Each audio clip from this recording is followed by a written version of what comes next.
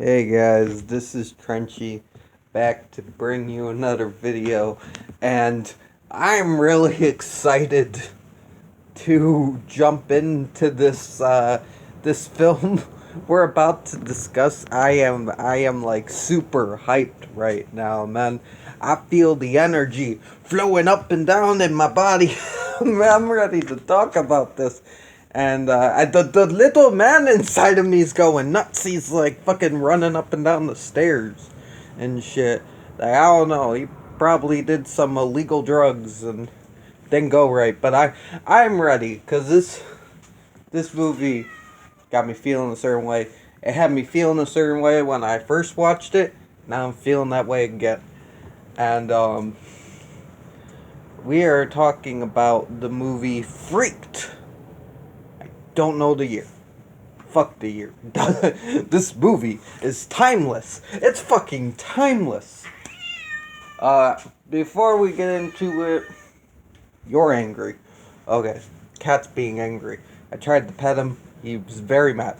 But before we get into this, I would like to talk about a couple people. This review was requested by the dude. Hey, Internet Eric here. Do not fight. Do not. See, I threaten you with plastic bottle. Now stop. There. Hey, lick your butt aggressively. Don't you get that? You're causing the problem. Just get the fuck down. Get the fuck. No, just go in the center. There you go. Okay, problem solved. Back to the actual review. So I'd like to thank Internet Eric here for requesting this. He asked me a while ago to do a review, like 2 months ago. But I am doing it now. Because you know how my schedule works. I'm in a different time. We get to it when we get to it. And, yeah. Now, Eric's cool. He does, like, he talks about movies and stuff, and he does these streams with his friend Frenzy on their own channel called Two Bearded Losers. They used to be doing it on his channel, but now they have their own channel, and it's pretty dope. Both channels are really dope. I like listening in every once in a while. He's a really good, he knows his shit. He's a nice guy. He's really good at reviewing the movies. Very fun to listen to. I love his banter with Frenzy. And he's just a very cool guy. You know. Love seeing him on the Pet Cemetery episode with Night Watch. Love that, because that's my favorite horror movie too, man. So that resonates there. That resonates there that we have the same favorite horror film. Yeah, he's just a dope dude. He's just a cool dude. Check him out.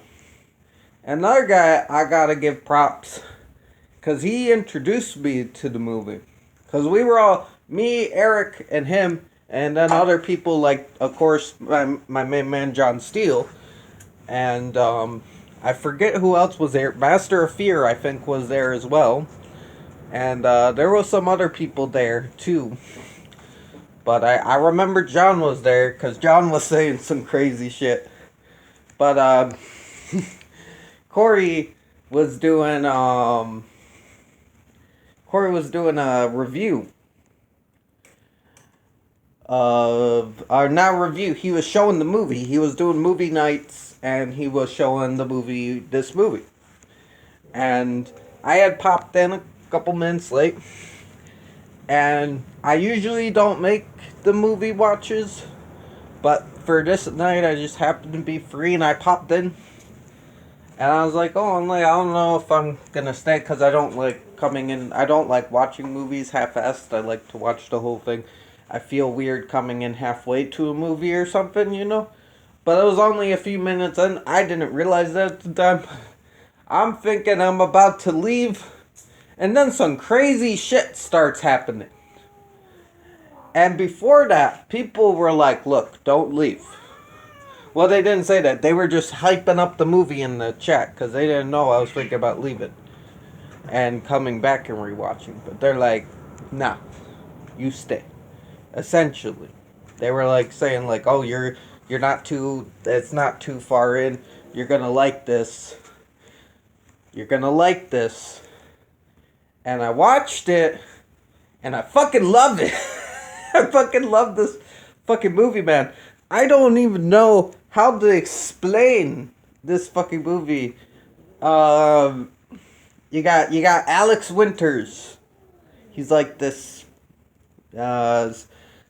celebrity star, kind of washed up, but still, doing his thing. He ends up being a spokesperson for this dangerous chemical company. Him and his best friend fly out to represent it. They run into this chick who he thinks is attractive, so he pretends to be a disabled man because she's an activist against the company and against him. She's like a very feminist woman. And, yeah, he ends up picking her up and he reveals his true self, and she's kind of mad, but okay with it, I guess. This movie doesn't have any logic. It's lovely. They end up going to a freak show because that's where the chick wants to go. And, this crazy dude turns them into freaks. You also got Keanu Reeves running around in here. You got Bobcat Goldthwait, and you got the Brooke Shields woman. She was in something. She was in Freeway, which I watched recently. She was in fucking Freeway. Yeah. But this movie is fucking insane. I cannot do it. There is a sock man. There's a guy with a big nose, and it's all practical. I'm very sure there's some cool little stop motion claymation effects. Mr. T. Oh, I forgot Mr. T's in this movie. And I said in this woman. Oops. Mr. T's in this movie. But he's the bearded lady because he didn't want to be a man no more. Which is kind of a touching, heartwarming scene. Yeah, actually a pretty touching, heartwarming scene when he's going through that. There's also poor Hammer that we don't get the follow up on. That used to be a wrench, but he was turned into a hammer. There's a worm guy. There's there's a pinhead woman. There's Rastafarian eyeballs with machine guns. And there's I forgot what they called them. I don't know if they called them an elf or a troll. There's a little redheaded kid with freckles and glasses, and they just call him a troll, and he's like stalking Alex Winters. But what's so fucking fantastic about this movie is this movie doesn't give no fucks. That someone, a mad genius, was led into the writing room. It's like, make your wildest dreams come true. And then another person who is like king of satire and fucking parodies was also led into that writing room. And is like, work around his script. Make it funny. Make fun of whatever you want. Boom, boom, boom. You get a combination of fucking madness, which is beautiful. They take shots at everybody. They take shots at the feminists. They take shots at, like, the government. They take shots at the people. They take shots at Michael Jackson and Winona Ryder and just everybody. Everybody gets, everybody gets offended. Which is beautiful. Gotta love it. Gotta love it when movies offend everyone equally. Gotta love that shit. Also, Keanu Reeves plays a dog man. Or a dog boy. They call him Dog Boy. And It's fucking nuts. Like, fucking milkmen and shit. Like, the special effects are top notch. They're fucking beautiful. The jokes are non-stop. There's a man making out with a goat in one fucking scene. I have to point that out. That's my fucking job to do that. That's in a scene. There also next to that scene, there's like people rubbing like a two-butted animal. You got the professor from those old sci-fi movies. He's in there, you know, kind of like Rocky Horror Picture Show and like the older sci-fi movies. You know, you always had the professor character with the always there. He's there. You got just humor coming at you, nonstop, and it's all. A lot of it hits for me, man, because this is a movie. Like, if you go into it, like, the thing is, this movie is not PC at all. I'm warning for the PC people. If you're PC, like, if you're politically correct to do, I don't know, like, you need to lighten up for this movie, man, a little bit, because this movie don't give a fuck. Don't give a fuck. And it's amazing for it. Like, it's just so absurd. So absurd. Like, a lot of it is just so. There's a lot of cartoony slapstick, which I enjoy. Love it when movies have cartoony slapstick. Like, you could take, like, a type of movie that I usually don't dig and put some Looney Tunes type slapstick in it, and I'll usually enjoy it. Well, like, so I love that. I love this movie. It's like, what can I say? What can I fucking say? It's just everything about it works. It shouldn't work because it's so absurd, but it does because it's like its own creation, and it even mocks itself openly. This, like I said, this movie don't give a fuck, and it's beautiful. It's just so fucking brilliant. Just so well made, and I love that people were actually like, no one questioned. And the people that did question were probably fired. Hopefully. Unless there's some weird. I would like to see the shit that got rejected from this movie, the ideas. Because they had to be either so fucking weird that this movie wouldn't accept them, which is sad, because this movie is so fucking beautifully weird, or too normal. Maybe they were too fucking normal that they're like, nah, you can't. No, we got eyeballs with machine guns. We don't have a time for your tap dancing pig. I don't know, but fuck the tap dancing pig. We got eyeballs that are Jamaican, that have machine guns. Or, well, the Rastafarian, but that means Jamaican, right? I'm not sure. I'm sorry for my ignorance. Not trying to, but I'm sorry for being ignorant on that subject. I really don't know. But, these fucking eyeballs are fucking great, though. I love the eyeballs. The eyeballs are just, are fucking awesome. This movie's fucking awesome. Keanu Reeves kills it as the dog man.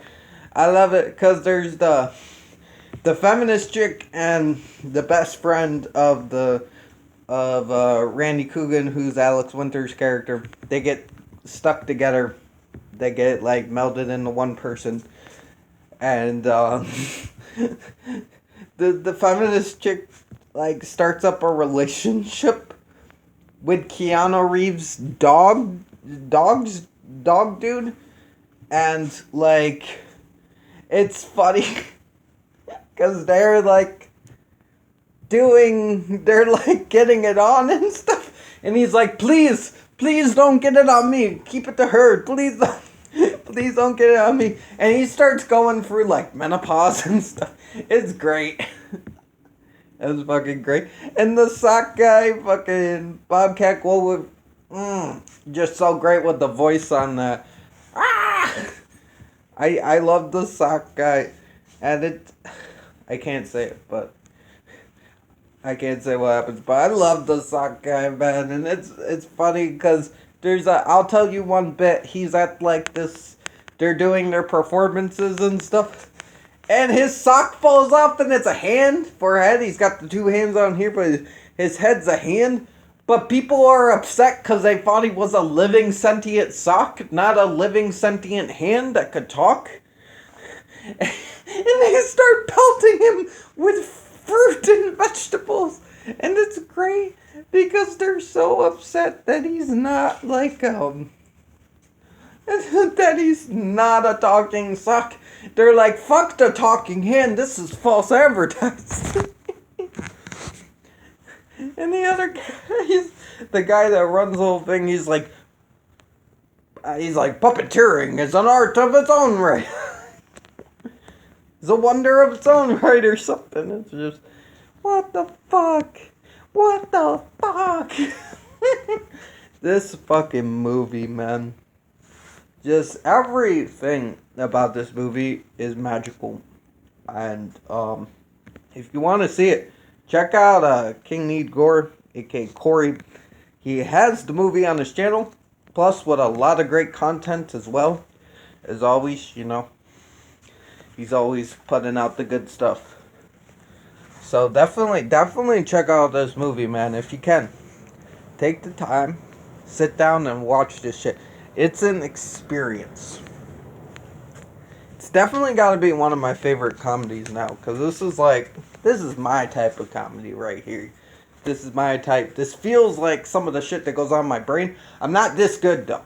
I'm not this good. I couldn't think up anything as beautiful as this is, but it appeals. It does appeal to that little madness inside of me, and I like that. I like it a lot.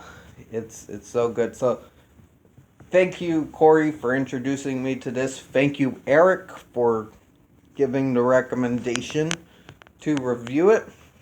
Sorry it took so long, but I don't know. Stuff happens. But, yeah. I'm gonna end this review here. I hope you guys have a good day. Stay frosty. This is Drenchy signing off. Beep bop boop. I'm